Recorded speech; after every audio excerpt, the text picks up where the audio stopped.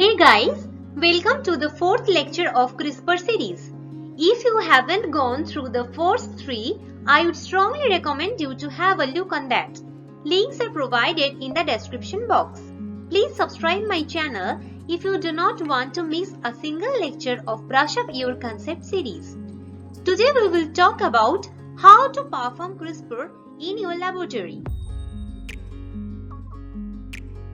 So, whatever is your goal, be it gene knockout, editing, activation, repression or visualization of genomic loci, you need two basic things. First one is a particular cell line. Second one is the expression vector or plasmid you can say. Depending on your specific goal, you need to incorporate some additional stuff.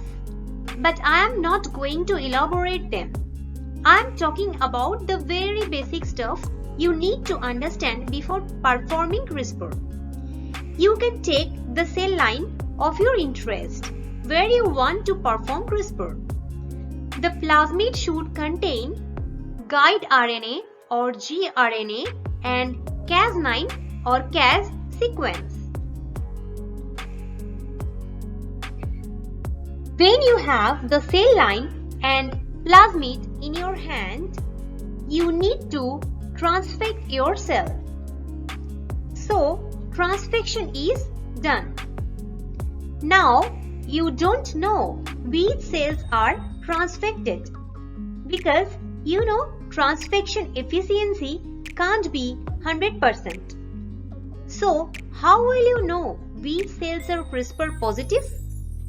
Well, you have to screen them now.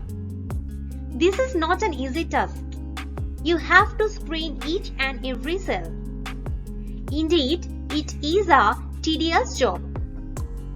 You can use FACS or limiting dilution method to sort one cell per well into 96 well plates.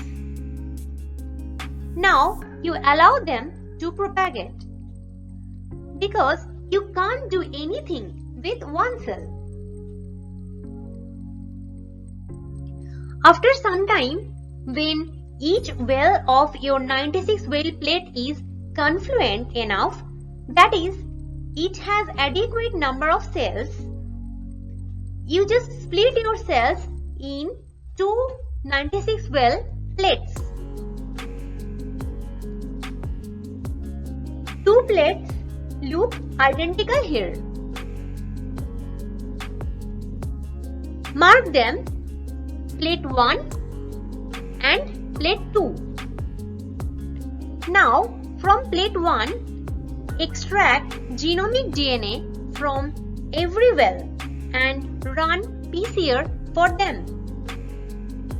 Now you know which cells are CRISPR positive. Now you take plate 2, which is exactly same as plate 1.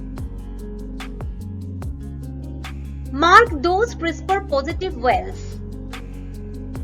Then you clonally expand them to derive isogenic cell lines with defined mutation.